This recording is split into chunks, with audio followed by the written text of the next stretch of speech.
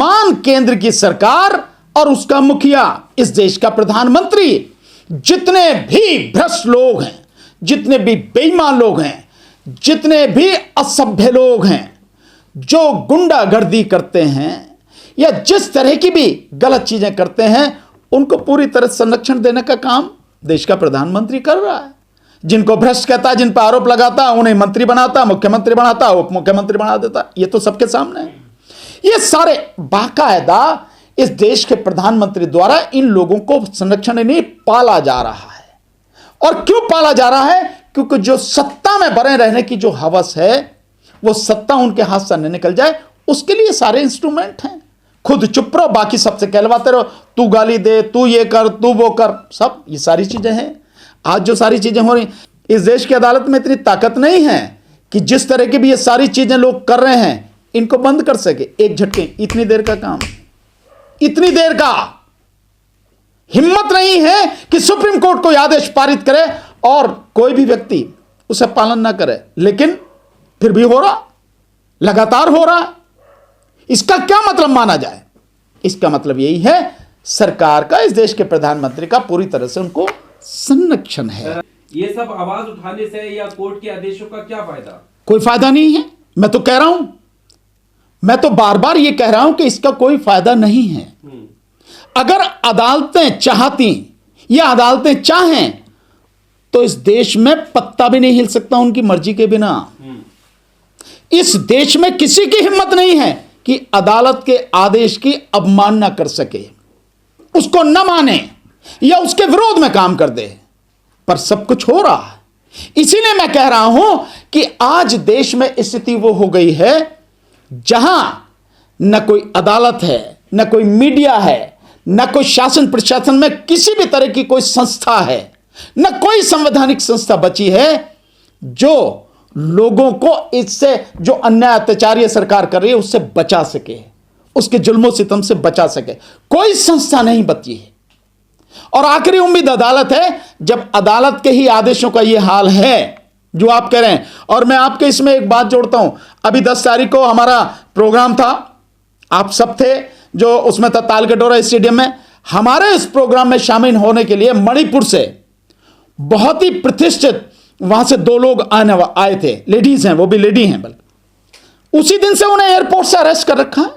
Airport से बड़ी मुश्किल से, अभी तक भी उन्हें छोड़ा नहीं है लगातार। और पुलिस जो वो है बिंदापुर पुलिस स्टेशन, वहां का एसएचओ, इंस्पेक्टर जो भी हैं, वो कंप्लेंट लेने को तैयार नहीं है।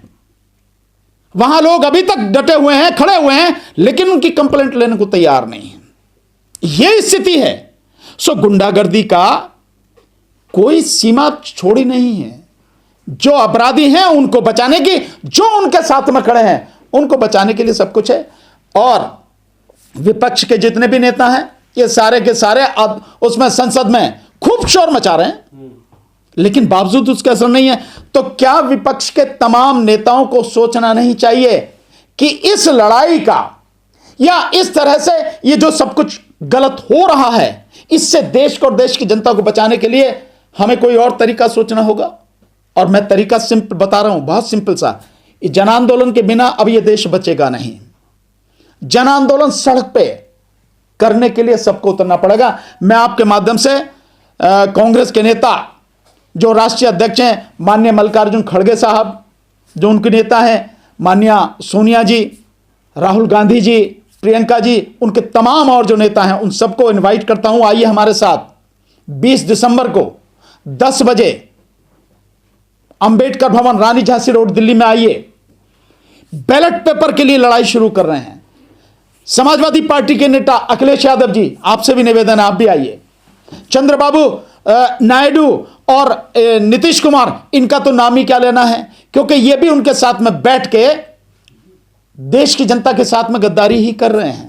पर डीएमके के स्टालिन साहब, टीएमसी की ममता बनर्जी और जितने भी हैं, उन सबसे निवेदन कर रहा हूं, सबको मैं इनवाइट कर रहा हूं, आइए हमारे साथ, क्योंकि देश को बचाना है। ये लड़ाई सबकी है, मेरी नहीं, मेरी भी है, आपकी भी, मीडिया साथियों की भी, जनता की भी है। तमाम नेताओं की है, विपक्ष की है, सबकी लड़ाई है। मिलकर ही लड़ेंगे तो ही बच पाएगा देश, नहीं तो नहीं बचेगा। पर आप एज एन एडवोकेट ये बात कह रहे हैं कि जो अदालतों से फैसले हैं वो काफी नहीं है, मतलब उनसे कहीं ना कहीं लोगों का ये भरोसा। मैं अदालतों से फैसले की काफी की बात नहीं कह रहा, मैं ये कह रहा हूं कि अदालत अगर अपने फैसले को लागू नहीं करवा पाती हैं तो क्या यह अदालतों का अपमान नहीं है?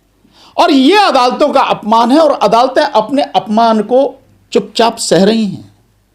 फिर अगर वो अपने आदेश का पालन नहीं करवा पाती हैं तो फिर आदेश ही क्यों कर रही हैं? अगर उनके आदेश के बावजूद, उनके होते हुए भी बुलडोजर नहीं रुक रहा, सर्वे नहीं रुक रहा, और सारी चीजें जो हैं लगातार वो सब होती जा रही हैं, कोई मानने को तैयार नहीं है, तो फिर अदालतों का मतलब क्या है? मैं तो इसका एक ही अर्थ निकालता हूं, हालांकि संविधान ने इन अदालतों को इतनी ताकत दी है आप सोच नहीं सकते। पर सड़क पर उतरकर भी तो सर जान जा रही है ना, क्या है? तो इस जान को कहां ले जाओगे? मैंने तो एक शेर सुना है कि मैंने कब्रिस्तान में उनकी भी कब्रें देखी हैं जो घरों में दुबके हुए बैठे थे। क्या वो बच जाएंगे?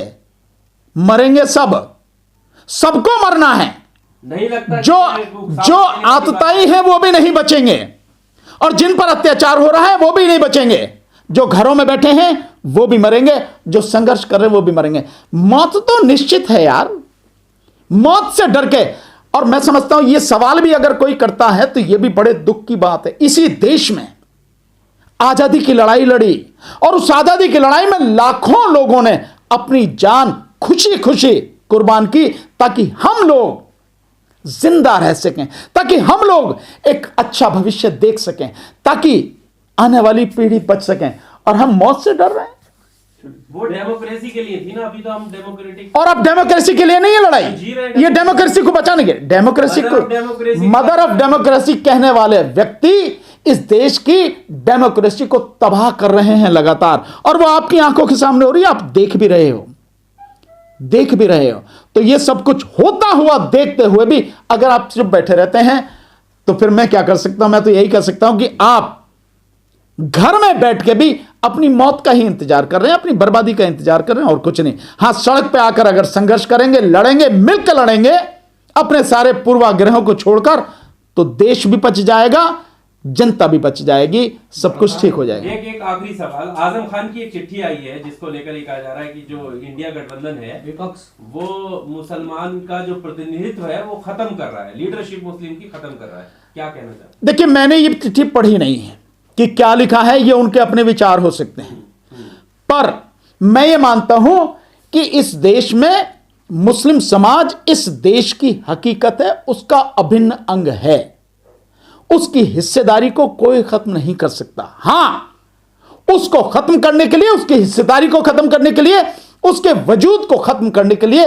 वर्तमान मोदी सरकार और आरएसएस एड़ी चोटी का जोर उन्होंने लगा रखा है, लेकिन मैं पूरे विश्वास के साथ कह सकता हूं वो खत्म नहीं कर पाएंगे। पर इसमें मुस्लिम समाज को लड़ना पड़ेगा, संघर्ष करना पड़ेगा। मैं देखता हूं मुस्लिम समाज के लोग बहुत बड़ी तादाद में मुझे देखते हैं, सुनते हैं। मेरी वीडियो अभी जो आप बना के देख रहे हो, आप देखना, इसी वीडियो को लोगों को इकट्ठा करेंगे और बाकायदा टीवी पे चलाएंगे, खुद तो सुनेंगे, दुनिया को सुनाएंगे। पर संघर्ष में आने से अभी कतरा रहे हैं, उन्हें सड़क पर आना पड़ेगा। जैसे उन्होंने सीए एनआरसी की लड़ाई लड़ी, उसी तरह से अब यह लड़ाई इस देश में बैलेट पेपर से चुनाव कराने की और मशीन को खत्म करने की उन्हें लड़नी पड़ेगी, नहीं तो न वो बचे, न देश बचे, न बाकी जनता बचे। एक आखिरी सवाल सर, विपक्ष ने लगातार इस प्रकार की यात्राएं पहले की, आपने विपक्ष को भी आमंत्रित किया है अपनी यात्रा में, क्या लगता है आपकी यात्रा कारगर साबित होगी? क्योंकि यात्राएं तो पहले भी हुई हैं, लेकिन जनता का जो जनाधार है वो तो लगातार भारतीय जनता पार्टी की तरफ जा रहा है। नहीं, भारतीय जनता पार्टी की तरफ जनाधार नहीं है, भारतीय जनता पार्टी के पास जनाधार बिल्कुल भी नहीं है। मैं दावे के साथ कह रहा हूं, इस देश में निष्पक्ष चुनाव करा लीजिए। आज की तारीख में मैं कह रहा हूं, जब इतना उनका वो सब कुछ चल रहा है, निष्पक्ष चुनाव जिस दिन हो गया, पारदर्शी चुनाव जिस दिन हो गया, बीजेपी लोकसभा में 40 सीटें लेके नहीं आ सकेगी, लिख के दे रहा हूं आपको। और किसी भी स्टेट में, गुजरात में भी, जहां से मोदी खुद है, गुजरात में भी सरकार नहीं बना सकते, लिख के दे सकता हूं आपको। ये स्थिति है आज की तारीख में, जिसकी आप बात कर रहे हैं कि आप यात्रा लेके चल रहे हैं तो इसका क्या परिणाम निकलेगा, कितने आपको सफलता मिलेगी। देखिए, मकसद अगर आपका सही है, विजन आपका क्लियर है, लक्ष्य आपको साफ दिखाई दे रहा है और आप कठिनाइयों से जूझने के लिए तैयार हैं, संघर्ष के लिए तैयार हैं, मौत से भी टकराने के लिए तैयार हैं, तो सफलता मिलनी ही मिलनी है, निश्चित रूप से मिलेगी। और मिले ना मिले ये अलग की बात है, पर मैं इस विश्वास के साथ कि मेरी ये जिम्मेदारी है, क्योंकि मेरे लिए भी, मेरी जो मेरे संतान हैं उनके लिए भी, इस देश के लोगों के लिए भी कोई लड़ा, किसी ने संघर्ष किया, तभी हम लोग, देश के तमाम लोग ये जीवन जी पा रहे हैं। तो हमारी जिम्मेदारी कि आने वाली पीढ़ी के लिए हम भी लड़ें, और मेरी नहीं, ये जिम्मेदारी सबकी है। इसलिए सबसे निवेदन कर रहा हूं आखिरी बार कि 20 दिसंबर 2024 सुबह 10 बजे दिल्ली में रानी झांसी रोड पर वीडियोकॉन बिल्डिंग के सामने हम सब लोग इकट्ठे होंगे, और वहां से ये बैलेट पेपर से चुनाव इस देश में शुरू हो और मशीन का खात्मा हो। ये लड़ाई, निर्णायक लड़ाई की शुरुआत हम लोग कर रहे हैं।